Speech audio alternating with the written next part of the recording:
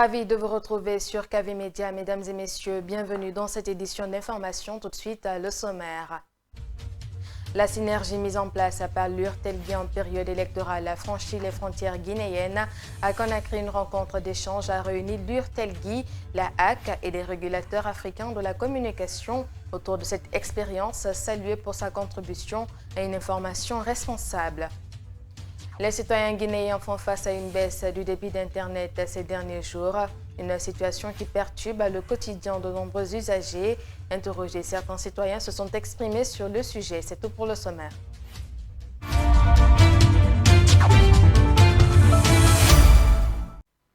L'expérience de l'Union des radios et télévisions libres de Guinée, URTELGUI, inspire au-delà des frontières guinéennes. La synergie organisée à chaque élection en Guinée attire l'attention de plusieurs pays africains. L'initiative est saluée pour sa valeur en matière d'information et de communication dans le déroulement du processus électoral. Une rencontre d'échange a eu lieu ce mercredi à Conakry entre l'URTELGUI, la HAC et des représentants du réseau interafricain des régulateurs de la communication, Nyama Kamara et Ansoubaï Lebelde. Le Gabon, le Tchad et le Mali étaient les trois pays qui avaient leurs représentants à la rencontre. Il s'agissait d'échanger avec l'Union des radios et télévisions libres de Guinée, URTELGUI, pour tirer l'expérience de la synergie des radios et télévisions lors des différentes élections en Guinée. Depuis 2010, la première année de la synergie. Dans la foulée, le président de l'URTELGUI, Aboubacar Kamara, est revenu sur l'historique de la synergie, les avancées, les difficultés et la pérennisation de cette initiative. La rencontre dont il était question aujourd'hui tournait autour justement d'échanges, d'expériences entre l'URTELGUI, donc derrière laquelle institution se trouve donc la haute autorité de la communication de la République de Guinée, avec des présidents des instances de régulation de la sous-région, notamment du Tchad, le Mali et le Gabon. Je crois que deux autres sont encore attendus sur Conakry. Donc il était question pour nous de revenir sur l'expérience de cette synergie qui a commencé depuis 2010, lorsque le président Yassine était encore président de l'URTELGUI et président du conseil d'administration de la Maison de la Presse. L'histoire a fait qu'aujourd'hui nous sommes à la tête de l'URTELGUI. Nous avons essayé de pérenniser justement ce bijou qui est la synergie, comme il l'a d'ailleurs rappelé. C'était donc une rencontre d'échange entre les représentants du réseau interafricain des régulateurs de la communication présents dans la salle, la haute autorité de la communication et les responsables de l'URTELGUI. L'expérience de la synergie est saluée lors des discussions. Je dois vous dire que nous tirons de cet échange une pleine satisfaction. L'expérience que vous avez pu mettre en place mérite de s'en inspirer, et je dois vous dire très honnêtement que moi j'ai été séduit. Le tout s'est passé sous la présidence de Boubacar Yassine Diallo, premier responsable de la haute autorité de la communication. À la suite du président de l'URTELGUI, il a appuyé le discours sur la création de la synergie électorale en Guinée. Je leur ai déjà dit que depuis longtemps déjà, la HAC, plutôt l'URTELGUI traditionnellement, organise une synergie des radios. Généralement avant, le jour du scrutin et après, parfois jusqu'à la proclamation des résultats. La formation sur la technique de détection de la fraude, de la corruption et du détournement dans le secteur de l'électricité a été clôturée ce mercredi à Conakry. Des journalistes des médias publics et privés ont pris part à la session organisée par le Centre de formation et de perfectionnement technique de l'information et de la communication. C'est en collaboration avec la Direction générale d'EDG, un atelier clôturé par une note de satisfaction. Moussa Kamara. Depuis 3 jours, les journalistes des médias publics et privés étaient en session de renforcement des capacités au Centre de formation et de perfectionnement en technique de l'information et de la communication du ministère de l'Information et de la Communication. Cette formation a pour but d'outiller les hommes des médias en technique de détection et de lutte contre la fraude et la corruption dans le secteur de l'électricité. le directeur général DDG a remercié les participants pour leur sens d'attention. C'est convivial, mais les retours en termes de qualité sont très satisfaisants. Donc ça conforte un peu l'idée qu'on a partagée ensemble de renforcer la passerelle avec le centre de formation. Je ne vais pas être très long. Je voudrais donc encore une fois vous remercier. Pour sa part, le directeur général du Centre de formation et de perfectionnement en technique de l'information et de la communication a déclaré les raisons qui ont prévalu en initiant la formation. Nous avons eu raison, monsieur le directeur, d'initier cette session de formation parce que nous avons mis l'accent sur l'importance des médias dans la collecte, le traitement et la diffusion d'informations. Nous avons eu raison d'organiser cette session de formation parce que les journalistes ont appris les techniques d'investigation dans la lutte contre la fraude. Les participants sortent satisfaits après les compétences acquises durant les 3 jours de formation. Nous sortons vraiment avec un sentiment de satisfaction par rapport au suivi de ces 3 jours de formation. Nous avons été vraiment outillés par rapport aux techniques de fraude qui sont dans le secteur ici de l'électricité. Franchement, je suis très satisfaite de la formation. C'est l'occasion pour moi d'ailleurs de féliciter et encourager les initiateurs de cette formation. Les satisfaits ont été remis aux participants pour leur engagement et leur contribution à la réussite du présent atelier.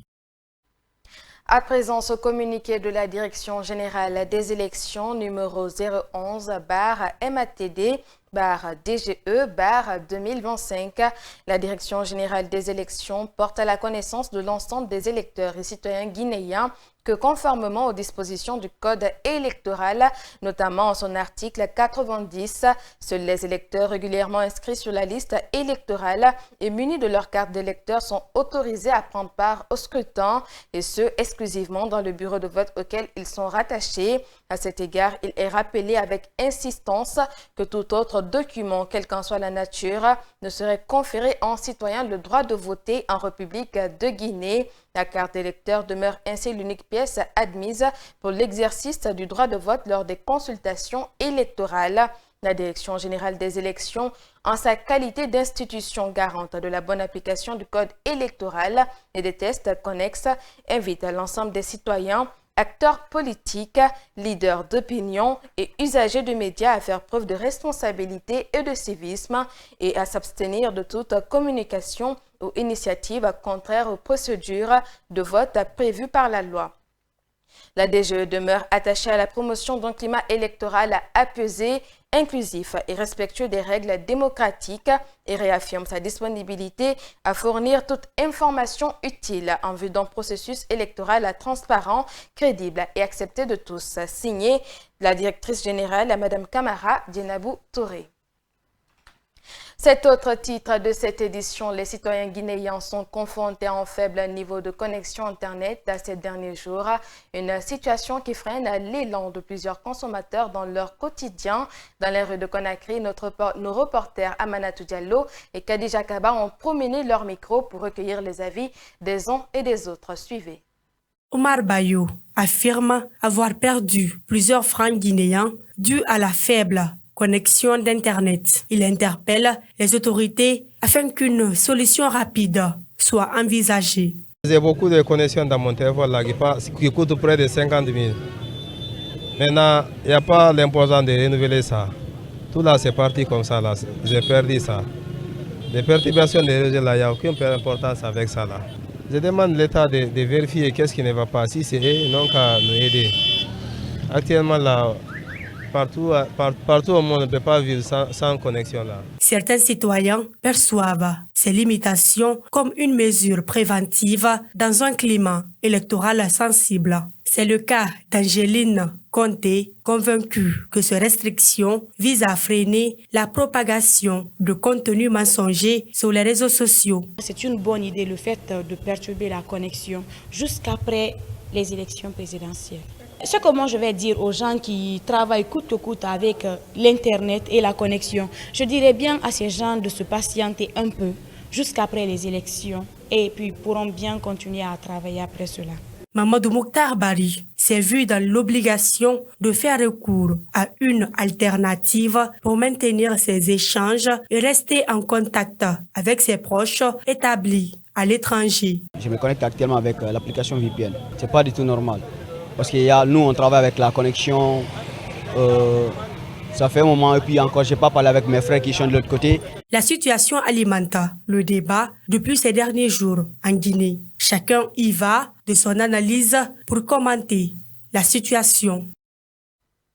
Et puis la rencontre de 48 heures des chefs de junte de la Confédération de l'Alliance des États du Sahel, AES, s'est achevée ce mardi 23 décembre à Bamako. À l'occasion de ce deuxième sommet, le capitaine Ibrahima Traoré du Burkina Faso, le général Abdourahmane Tiani du Niger et le général Assimi Goïta du Mali ont procédé au lancement des projets communs pour renforcer la coopération entre les trois pays. Commentaire Angéline Conté.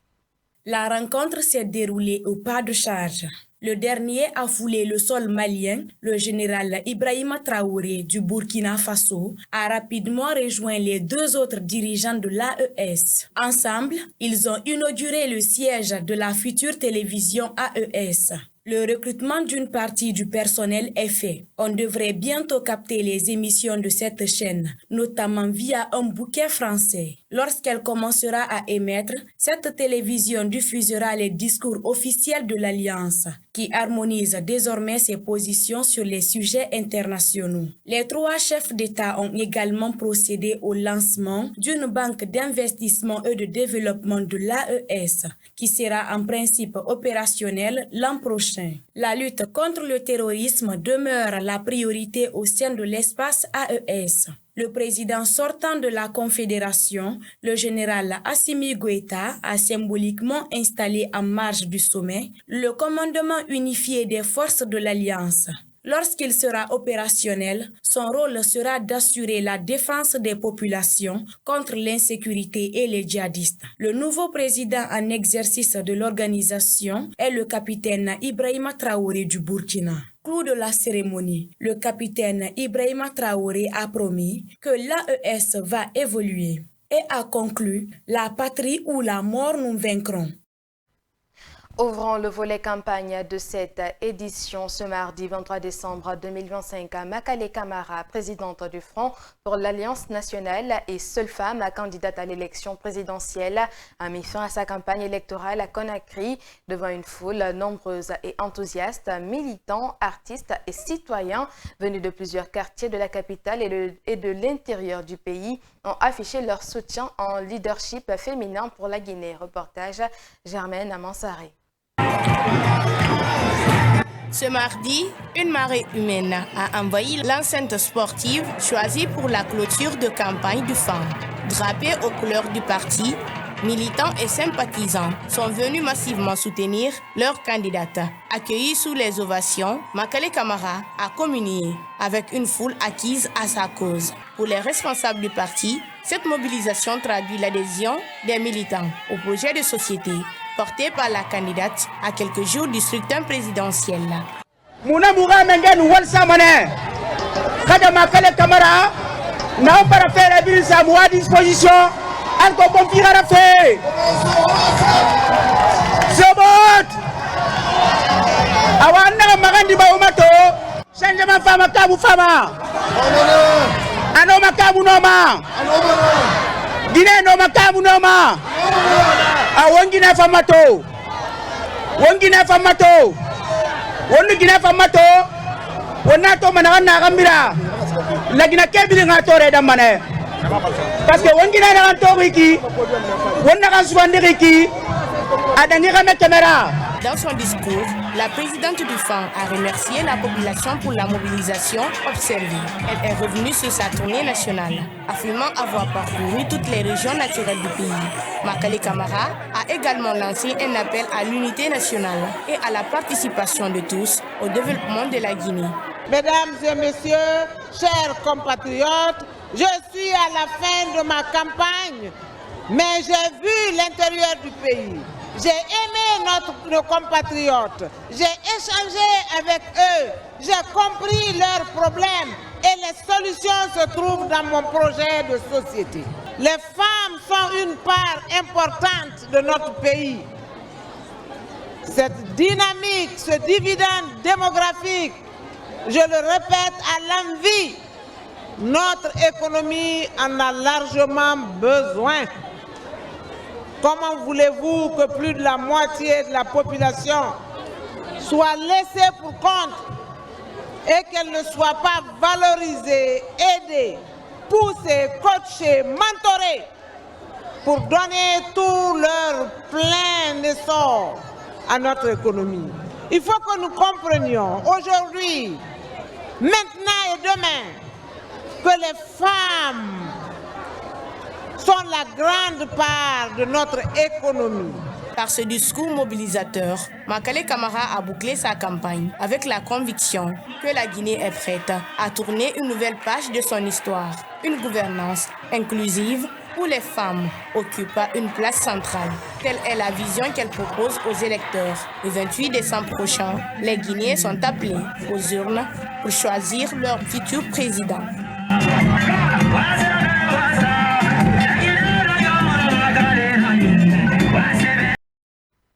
La ministre de la Promotion féminine de l'enfance et des personnes vulnérables, Charlotte Daffé, était ce mercredi 24 décembre dans la commune de Kaloum dans le cadre de la campagne présidentielle en faveur du candidat Mamadi Doumbouya.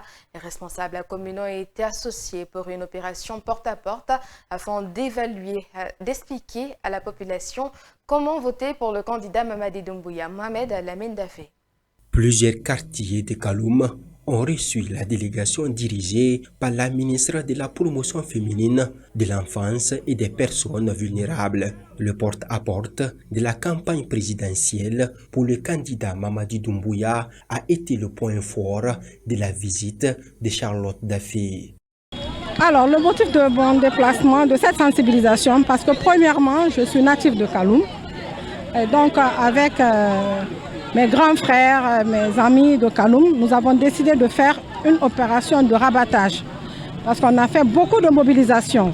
Et effectivement, dans tous les quartiers, dans toutes les communes, et dans toutes les préfectures et sous-préfectures de la Guinée. Mais le plus important, c'est comment voter et bien voter pour notre candidat. Et c'est dans ce cadre-là que nous avons voulu faire ce porte-à-porte pour passer dans les concessions de Kaloum, des 13 quartiers de Kaloum, pour expliquer aux gens comment il faut voter et surtout bien voter pour notre candidat bien-aimé, le président Mamadi Doumbouya. Dans les concessions sillonnées par l'équipe de Charlotte Daffé, les citoyens ont montré leur carte d'électeur. Une façon de démontrer leur engagement à aller voter le 28 décembre prochain.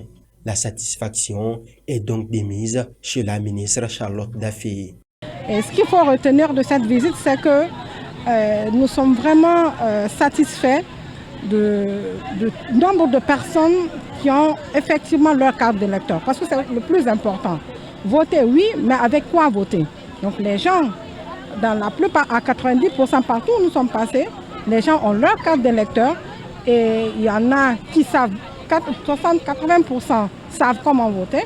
Il y en a ceux qui ne savent pas voter. Nous avons laissé des spécimens en expliquant comment il faut faire et comment expliquer aux autres habitants des différentes concessions comment voter. Parce que c'est le plus important. Nous voulons gagner, mais nous voulons bien gagner avec un bon taux de participation et un bon score. Cette opération de sensibilisation de la ministre Charlotte Daffé est bien accueillie par les responsables et citoyens de Kaloum qui lancent d'ailleurs un message pour un vote massif en faveur de Mamadi Doumbouya. Nous sommes contents aujourd'hui avec Madame la ministre Charlotte Daffé de fait de passer dans les différents quartiers pour la sensibilisation comment voter le jour du 28 septembre. J'appelle tous les citoyens du pays de venir voter massivement le jour de l'élection. Et c'est ça qui compte. Et nous souhaitons que le président Mamadi Doumbouya gagne dès le premier tour. Donc ce que nous dirons comme message, c'est que le 28 décembre, que la population sorte massivement pour exprimer leur vote citoyen. Et c'est un vote responsable qui est demandé à tout un chacun, dans le calme, dans la cohésion et dans l'esprit bon enfant. Les citoyens touchés par cette visite de porte-à-porte ont promis à l'équipe de Charlotte Daffé de voter massivement pour le candidat Mamadi Doumbouya le jour du scrutin présidentielle. Le mouvement Rouge Jaune Vert et son parrain Ahmed Kanté ont clôturé leur activité de campagne ce mardi à Kamsar. Une mobilisation de taille à vibrer au rythme du candidat de la GMD au stade sous-préfectoral à Dibabari et Ousmane Kamara. C'est dans une ambiance festive que le mouvement Rouge Jaune Vert et son parrain ont bouclé leur série de campagne au stade de Kamsar pour le candidat de la GMD. Content de cette forte mobilisation, le directeur sous-préfectoral de campagne a remercié les citoyens pour la mobilisation.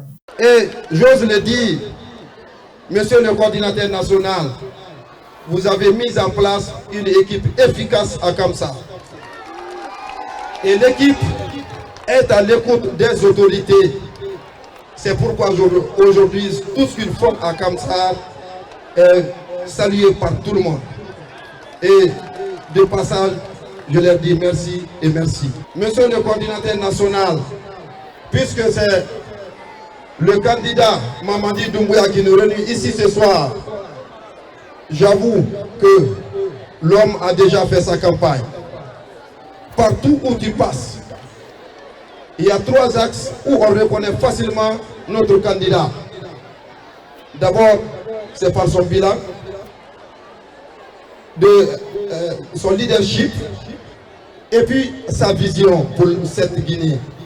Dans son discours, Ahmed Kanté, parrain du mouvement Rouge Jaune Vert pour le soutien de Mamadi Doumbouya, a réitéré son engagement et demande à la population de se tenir prêt pour le grand jour. Qui est le candidat de tout Kamsar? Qui est le candidat des femmes de Kamsar? Qui est le candidat des jeunes de Kamsar? Qui est le candidat des autorités et des doyens de Kamsar? Et ce jour-là, vous avez un bulletin comme ça, que tout le monde reconnaît maintenant. Le bulletin a pour premier de la liste le candidat de la génération pour la modernité et le développement, et qui est le candidat du peuple. Donc vous avez simplement à cocher devant cette case-là, vous mettez une croix. Pour ceux qui ne peuvent pas le faire, qu'ils mettent leur empreinte après l'avoir plongé dans un encrier. Et en faisant cela, vous vous retournez à votre domicile sans problème, sans répondre aux provocations, et vous attendez maintenant les résultats. Quel sera le pourcentage de Kamsar? Quel sera le pourcentage de Kamsar? Que Dieu fasse cela. Cette journée a été clôturée par un carnaval géant dans la ville de Kamsar en guise de soutien de la génération pour la modernité et le développement. Ce lundi, à l'esplanade du Palais du Peuple, une séance de fitness a été organisée par les soutiens du candidat Mamadi Doumbouya, parmi eux le directeur général de l'ANAIM. Après la séance de fitness, ce dernier a également pris part à une autre mobilisation organisée à Koloma 2 et ce en faveur de la GMD. Bangali Kamara, reportage. La dynamique de mobilisation pour soutenir le candidat Mamadi Doumbouya continue à Conakry. Ce lundi, une grande mobilisation sportive de fitness tour a eu lieu à l'esplanade du Palais du Peuple de Conakry. Un rendez-vous d'exercice physique accompagné par la musique a rassemblé des jeunes sportifs et des responsables de l'administration. Dans la foulée, Ali Damalai Kondi, directeur général de l'ANAIM, était présent pour manifester aux côtés de ses pairs sa volonté et son engagement à soutenir le candidat de la GMD. Des pas de danse et des mouvements coordonnés par un coach ont été les moments forts de ce grand rassemblement. Du Palais du Peuple, Ali Damalai Kondi est allé à Koloma 2, où une mobilisation était organisée. L'homme a été accueilli par des soutiens du candidat de la GMD. Autour de Ali Damalai Kondi, il scandait des slogans pour la victoire du candidat Mamadi Doumbouya. Les organisateurs de ce rassemblement, satisfaits des actions du chef de l'État, ont appelé les citoyens à voter massivement le 28 décembre prochain en faveur du candidat Mamadi Doumbouya.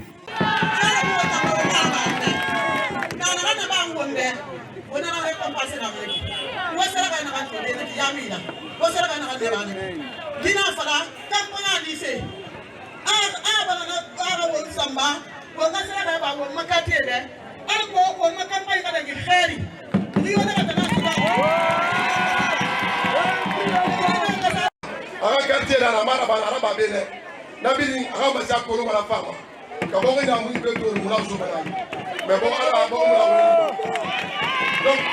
Prenant la parole dans la langue du Tchiriwa, le message de Ali Damalaï Kondé était axé sur la sensibilisation et la motivation des soutiens à voter pour le candidat de la GMD. Carte d'électeur Nande Irabe, carte d'électeur Nara Irabe, vous votez Mandébé le 28 décembre prochain. Doumbouya, Kaobirin voté Doumbouya, Nali Mane, Koloma Bara fini 100% Doumbouya. Na Kolon, ne voté ma Doumbouya parce que non dit, vous l'êtes en Rono, à Tofan, à Kouya, à Harli Dori, à Bangbala. En plus, Miri Narara a Bonyefan, Oma Mousseron, Beteroma, car dans 28 décembre, au mou votabe, passé à Tofan, à Kouya, Ona Luna. Mais où votabe parce que depuis 4 ans, à Olinara Nabama, depuis 1958, au Mouna Mouali Tori Besinde. Au vote Mandebe, Doumbouya, Ndenganyema, Doumbouya, Onandebe, Doumbouya. Le directeur général de l'ANAIM, fidèle à son engagement, continue de porter le message de soutien au candidat Mamadi Doumbouya pour ses nombreuses réalisations pour une Guinée émergente. C'était tout pour cette édition d'information à tous. Merci de l'avoir regardé. Au revoir.